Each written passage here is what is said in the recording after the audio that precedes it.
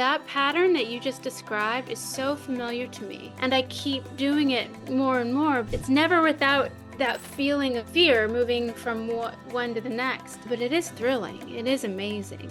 It's really fascinating what you're talking about, though. You know, I don't Yeah. know if you've had mushroom journeys, but one of the Oh, things yes, yes. We right. didn't even talk about that, but I Oh, microdosed and I love yeah. journeying. Hello and welcome to Elevated Conversations. In this conversation, we speak to Zibby Allen, the star of Netflix new series Virgin River. She's been in the movie The Flash, The Exorcist. She's such an amazing actress that's been in a lot of films, but she's also a very sensitive and spiritual soul, and we explore that in this conversation. So enjoy as we go deep with Zibby Allen.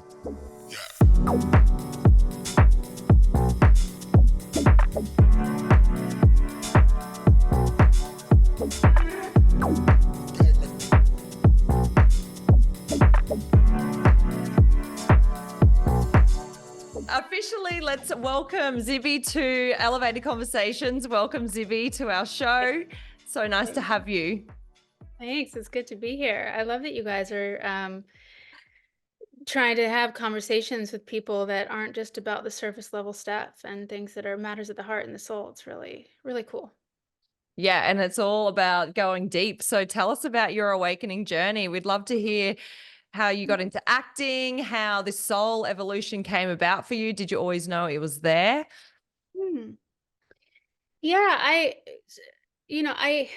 acting certainly, like the pursuit of acting probably kicked my seeking into higher gear because, and we can get to that, but of course, I think the two big triggers for like really motivating me to find answers and understand and reconcile sort of like the concrete world with the experience I was wanting to have is probably trauma and tragic loss and also desire, like strong desire for something. But even before knowing I wanted to pursue acting in any real way,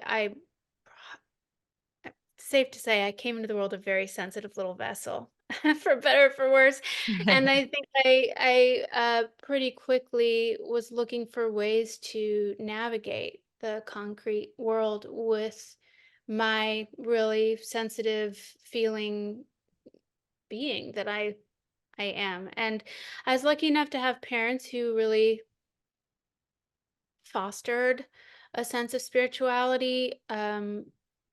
Differently than I sort of have come to have a relationship with it now. My dad was religious, my mom less so, she went on, but both of them were deeply feeling spiritual people. And so it didn't ever feel out of reach. It felt like a natural part of um, existence, so it didn't feel silly. But yes, when I got into the business and I moved to LA when I was 20, my ideas of how things were going to go up against what really happened were like a shock to the system. And I wanted to figure out how to get what I wanted. And so, that in and of itself is its own ride. It's like really finding a relationship to this idea of wanting something um, and not having it and feeling far away from the thing that I wanted.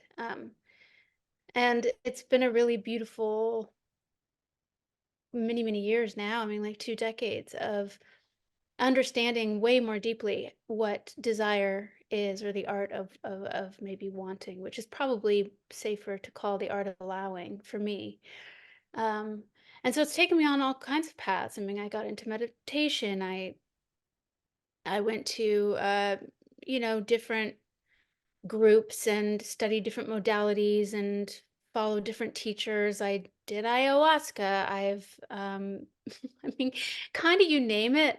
Um, and also, it's also just fascinating to me I like to understand how things work. And everything ultimately kind of all points to the same thing. It's different words, different ideas and concepts and symbols that have pointed me to the same thing, which is really about a relationship to my inner being. Um, and so, yeah, that's probably like the general response to your question. I love it. I like that you say a sensitive vessel, because I feel like I'm very sensitive as well. And I'm certainly learning that as I get older and we go through plant medicine journeys and Mm. really understand thyself. We're big medicine people, big Oh, ayahuasca cool. fans. Oh, Mother awesome. ayahuasca, yeah. So that's kind of how we started our journey, our awakening journey. We went just straight to the Straight to slingshot, the straight in. Oh, wow. Wow, that's cool. Did you do it, did you do it there in Australia with, like, a group or with a shaman, or what was your We went first to experience? Yeah, we went to Costa Rica, the medicine from Costa Rica. We went to a place called Rhythmia Life Advancement Center where we were there for 7 nights. We did 4 nights back to back. Completely turned us inside out, upside down. You know how it works. And Yeah. yeah, we had a lot of deep, deep healing. And, that's our favorite place to go. It will always be called home, kind of, in that space for us. But it's so nice that you share that experience as well, because in all of these different realms in the world, there are light workers like yourself and beautiful souls anchoring in the truth of the authentic soul. And we Thank just we just love that you're doing that. Oh, thanks. It's hard to imagine that that's what I'm doing, but I do know that I feel this really if I'm one thing I've really learned about myself, sometimes the hard way over over the years, is that I have to be really in alignment with me, and there has to be a real coordination between my heart and my mind. Otherwise, I can't really be effective in my work and in my relationships. And it's really remarkable, and how that translates in the world and how other people are impacted. I really have no idea. It almost doesn't matter because I can really feel the consequences and the differences between being in alignment and being misaligned, and giving too much weight and credence to my relationship to the outer world, it, in a way that's out of balance with my relationship to my inner world. So yeah, I mean, I don't know if I would call myself a light worker, but I know what really works for me. Yeah. Beautiful. Yeah. Wait, Yeah. I know. Oh, go ahead. Go ahead. No, you go. I see you're excited. Go. Yeah. Oh, I'm just like, I'm also fascinated. I want to ask you guys questions, but I am fascinated by the fact that you're a couple sort of on this journey together, and it seems like very much in tandem, which isn't always the case. Like, I've noticed many people, it's often one person in the relationship who finds their way and goes on that journey and either tries to bring their partner along with them, but, like, people find these things and find their way on their own time and schedule. So I think it's interesting, or maybe I've mischaracterized it and it wasn't so in tandem from the get. I don't know. I'm just curious. Well, we had the It was pretty awakening. good. It was pretty good. I moved out. There's been some things. But Awesome. Yeah, yeah, yeah. yeah, your soul is like completely changing, what you thought you were, and then now what we are now, 5 years later after the awakening. So we had the awakening 2019, and I just got triggered by Got it Pete. And together. yeah, well, I think by me kind of moving out, he woke up quickly. That usually helps. But we realized it wasn't each other, it was us. And I think in relationships, a lot of people keep pointing the finger at the other person, and they're not reflecting back into themselves why that, like, rather than blaming someone else, we take responsibility for what we're getting triggered about, and dig a little bit deeper. Yeah, absolutely. And Yeah. really, in relationships or kind of anything, I mean, it's very easy to find evidence outside of yourself to sort of say, well, this is why things aren't working out or why I'm unhappy, and it's outside of us. And it's a big trap. Well, certainly has been for me historically.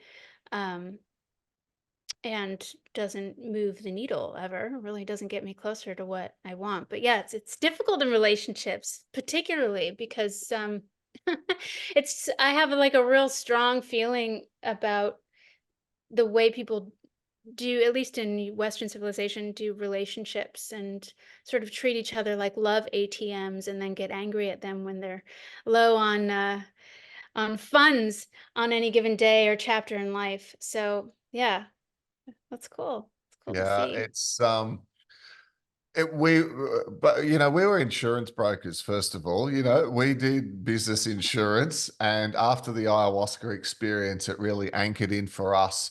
We can't do insurance anymore. You know, we were like on the airplane flying back from Costa Rica thinking we've got to make a shift. And this is how we got to be doing these conversations, right? We went from real right like there's not much more boring than insurance, you know, maybe accountancy, but it was pretty much follow the rules in the system, big bureaucracy, you know, you get the idea. And through this, let's call it seeing behind the veil, like seeing that there's so much more to life than just what we do, we went into this in a shift, what we could call from being like of service to self. In other words, making money so that we could go on holidays and, you know, have a shinier car and a bigger house. And like most people, those things that trying to make yourself feel successful or feel better, we worked Yeah. more on our relationship with ourselves and realized those things didn't define us. And now we've gone into this area of being of service or somehow, you know, helping to inspire others. But, you know, to circle it back to what you said, and you're like, oh, I never really thought of it like that. What I sort of come to realize is that the more authentic you are within yourself, so the more you're aligned within yourself and you know thyself and, you know, your strengths and your weaknesses and you express that out, that is part of what you can do to be of service to others. It's because when you're enjoying what you're doing, when you're authentic, when that spirit is living through you and expressed out in your creations, and I know you're very, very creative, like that authenticity is high vibrational. And when you're in a high vibrational state, we lift the collective consciousness of the planet. It's like, you know, there's that saying, the rising tide lifts all of the boats. And part of our goal through these conversations and through encouraging people to sort of not be so hard on themselves and to be more positive and to heal and etc., is we lift the conversation, hence elevated conversations, and the vibration of the planet shifts and changes because goodness, it feels like we need it, right? Sure. Yeah, absolutely. I mean, always have, probably. But yes, it's a funny time. And, you know, well, there's two things. One thing just occurred to me quickly when you were saying you both worked in insurance, and I'm sure you've thought of this before, but something that really strikes me in terms of the stark difference between what you were doing and what you're doing now is also that's a business, and this is to not knock anybody who's in insurance. You know, it's a job, and you know what I mean. My dad was actually an insurance agent too, so really not knocking it, but you're basically selling people based on the fearful what ifs of the future. And so to really pull yourself out of that and do something differently, come at it from a totally different angle, um, is pretty cool. I mean, what you couldn't get more different in terms of the messaging. Mm. But yeah, and the authenticity piece is interesting to me as an actor because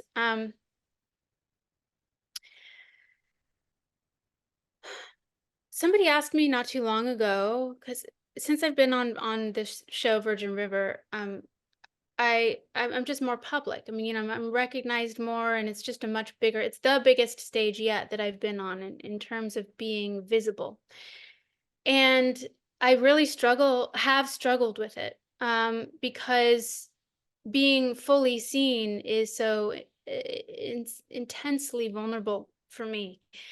Um, and I think my spirit really has chosen this incredible curriculum in this career to continue to have to like force me to come back to being authentic whether or not I want to, because like I said earlier, when I'm not, nothing works. And I love my work, uh, but if I could do it and then never know if anybody is watching or what they think about it, I'd be really content. And in a way, I could, but there's a part of me that's still really hooked into how I'm being received by the world just by way of conditioning and this, you know, so I don't have it down pat. And what I was about to say is somebody said, did you always want to be famous? And my knee jerk response was like, no. And then I thought, well, that's interesting. Some part of me must actually be very interested in some of the components that being this visible come with. And I think that if I were going to guess or decide what that was, I think the thing I'm most interested in is like how authentic can I remain the bigger and bigger the stage gets. Mm. And even as I say it, that really scares me, but I think that's what's so exciting about it, and it's the thing I'm so grateful for in terms of the invitation of this line of work. Um, and I'm up for it, but it's frightening. Because I'm also, because I'm so sensitive and very, very empathetic, I'm aware of how I'm being received in the world. I'm aware of the energetics in the room all the time. And I'm less and less in control of that the bigger the room gets, actually. Less and less in tune with all of the things, or I can't actually track them. And so all I have is for left is for me to feel what I feel and be really in the center of my being. So I hope all that makes sense and it's not too rambly, but it's an interesting notion, this idea of authenticity or knowing thyself, which for me changes all the time. Who I am is sort of this constant discovery anyway. But yeah, I authenticity is love a it. funny.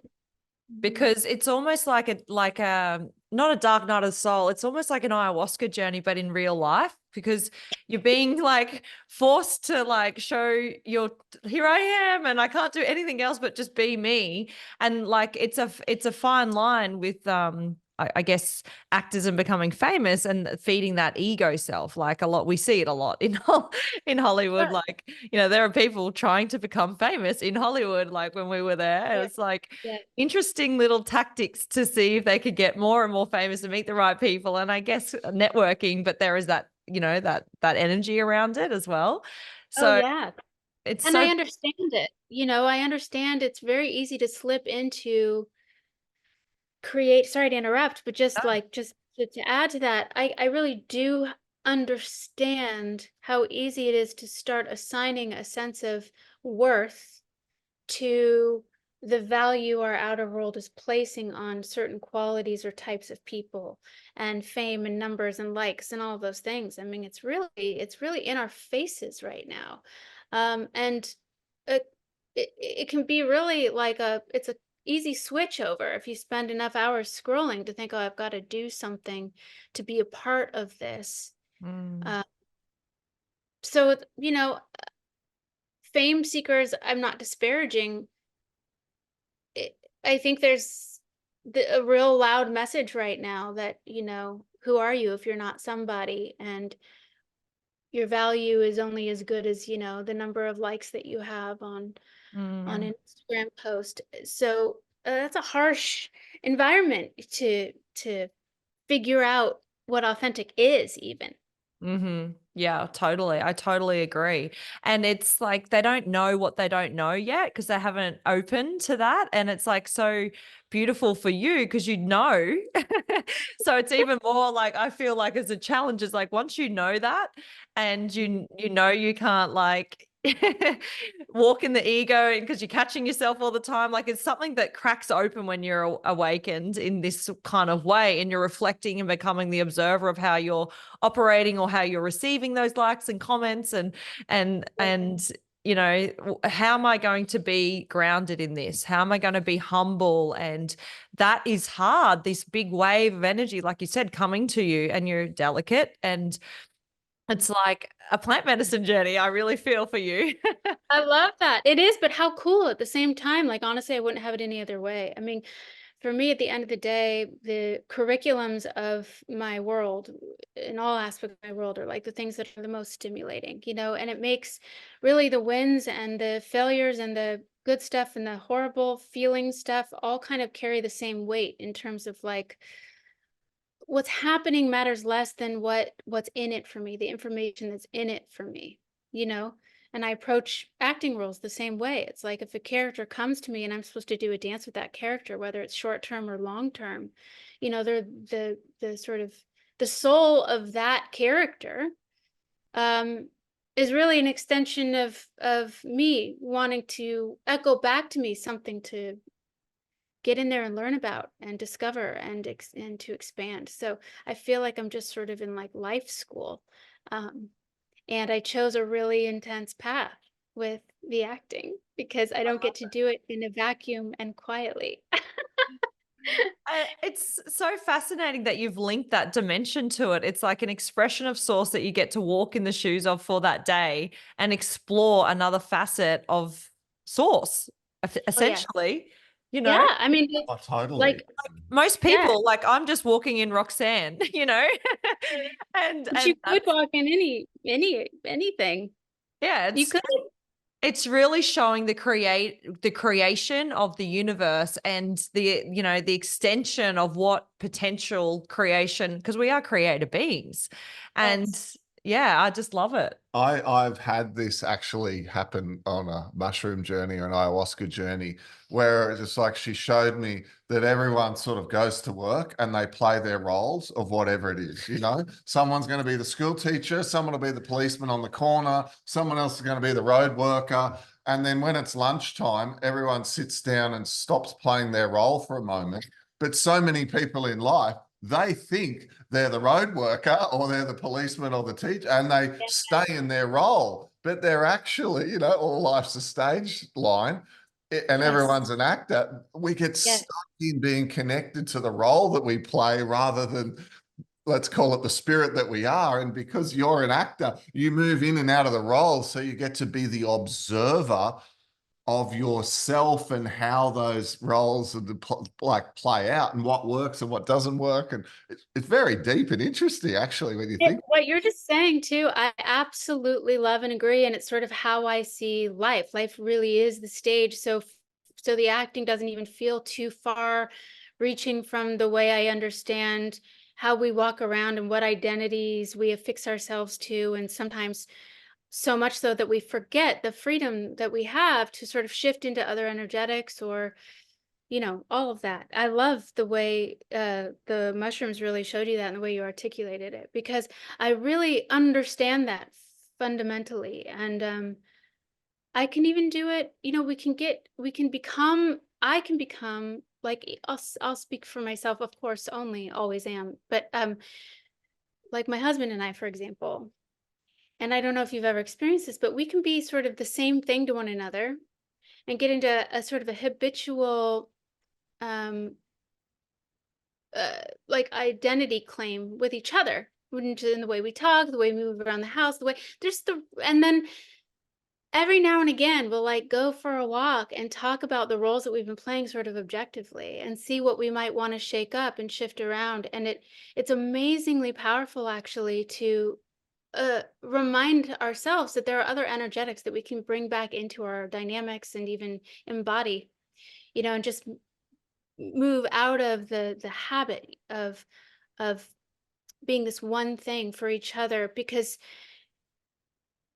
I've noticed that for myself that my reality or my perception of reality really morphs to my opinion of it and my attitude toward it and the way I behave within it, like a role that I'm playing. And maybe that's easier for me to see because I can see how powerful it is to take a role and play that in the metamorphic field of that show or movie. And it's as convincing to my body as it is, um, when I'm at home thinking I'm being myself. Mhm. So yeah, it's pretty cool. Yeah, it's very cool because what it can mean to people really in a practical sense is if they're playing out a role that they don't like, Yeah. then choose another role. Like if they're like, I'm in this role where I'm not motivated and, I don't have a lot of energy and, my place is a mess and I'm not inspired at work. It's like, righto, well, why not create for yourself? Because we're the creator of our own reality. Create for yourself a different character and a different role where you wake up early and your place is nice and clean. And even though you're not particularly inspired in your job, you've got an attitude where Yeah. you're an energy giver and you're giving compliments and you're in a good mood for no good reason. And it's a higher vibe role that you play out in life and set that as the barometer or the standard. And I love the way you said it, through habits. And it can really be through what you do over and over again can become your new habit pattern. So many people hear, oh, you can create your own reality. And they're like, oh, that's so woo-woo. I can't do that.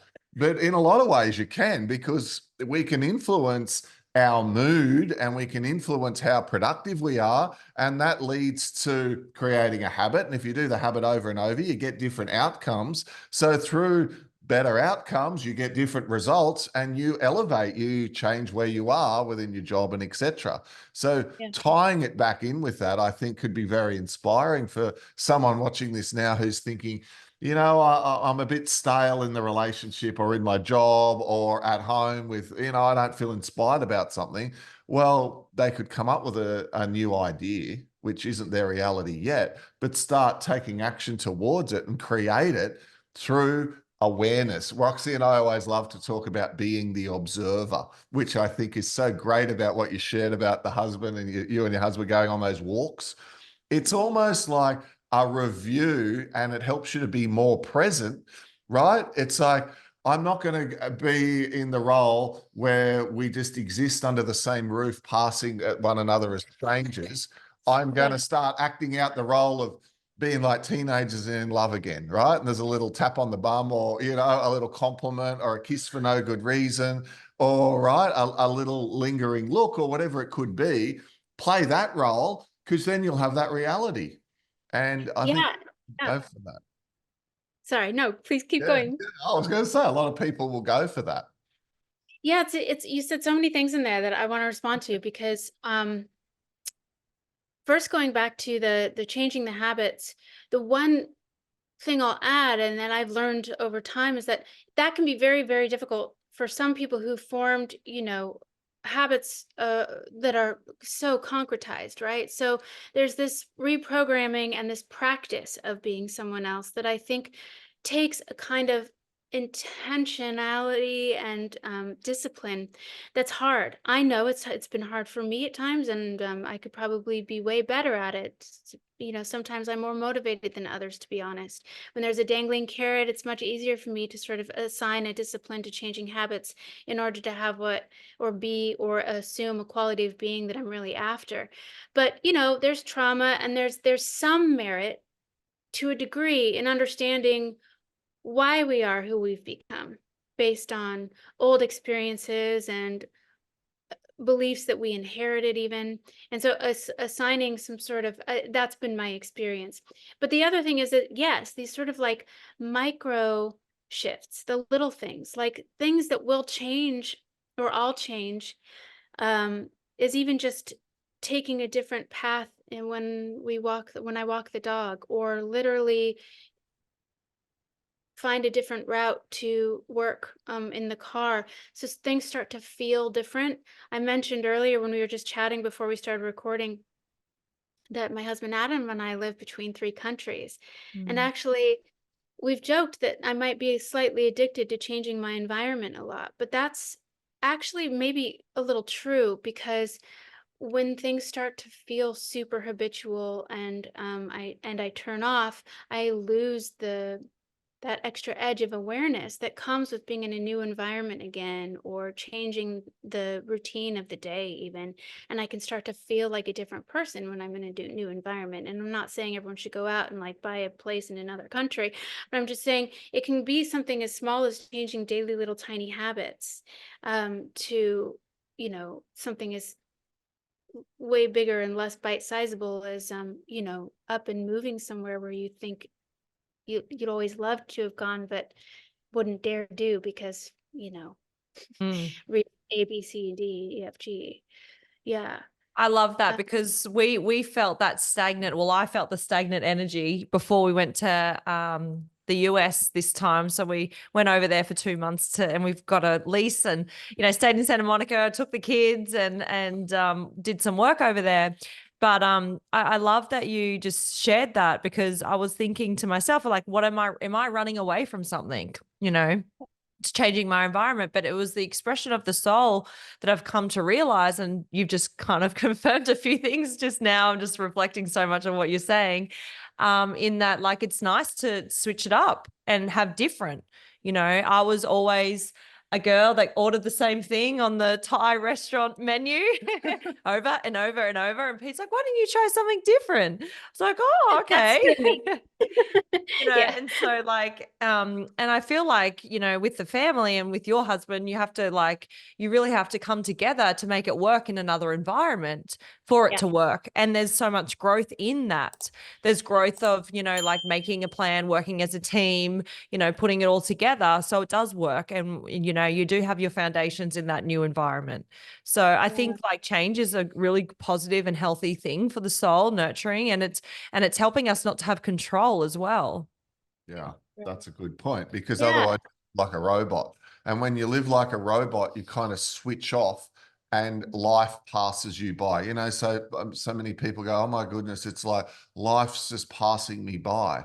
But it's often habitual. And I love that you Groundhog talk Day. about driving down different. I love going down a different road to go Do to you? where it Yeah. is. Yeah, I do that.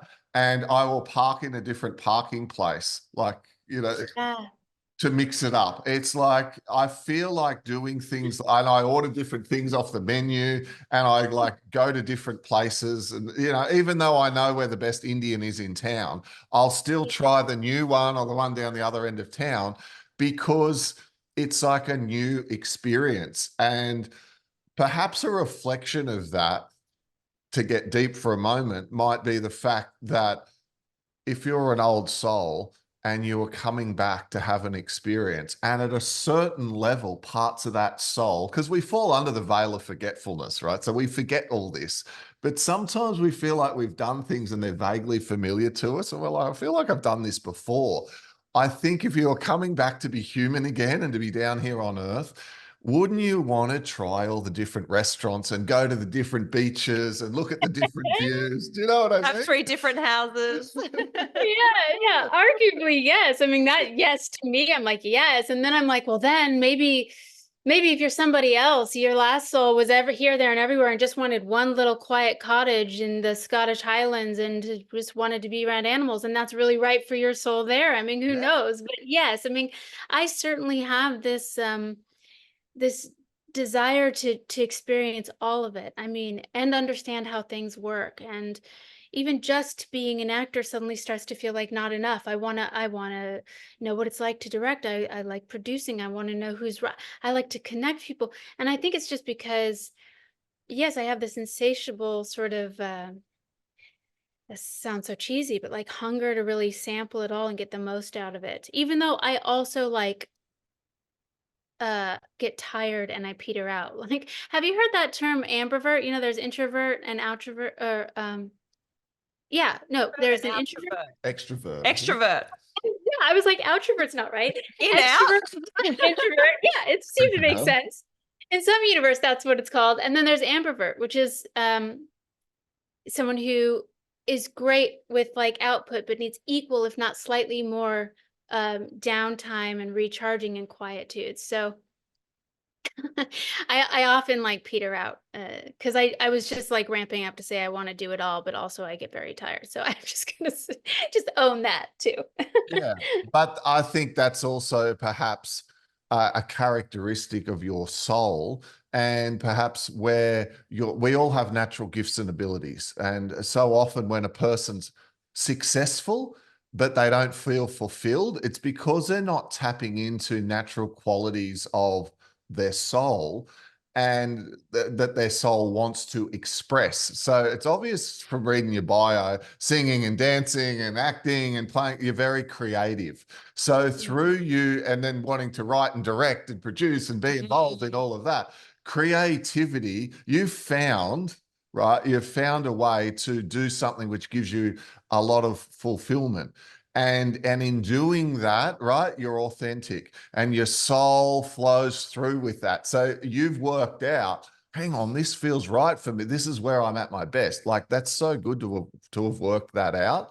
And that is probably also, though, why after you've done that and expressed it, you feel like you need to, like, go home and be by yourself, know people for a while, and reset, right? Charge up your batteries, be at your best again. So then when you can go out there, it can like shine through you.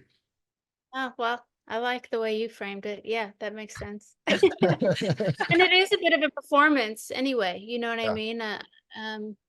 And not an inauthentic one, but it's like, what's his name? Ram Dass has this great quote about play your role and play it impeccably. And Mm. I love that because his whole but it's based on this very notion we were talking about before, which is like we're playing a role out in the world. And we're refining that, and that role stems from our soul and our instincts, right? But to play it impeccably means to know you're playing a role, so you are it and you're not it all at the same time. Yeah. And so I think that's sort of a little bit just going back to sort of the output and then the like staying in. It's like I'm out there doing it and being dazzled by this plane of existence, and then I got to come back and just drop the whole thing because Mm. I'm not any of it at the same time.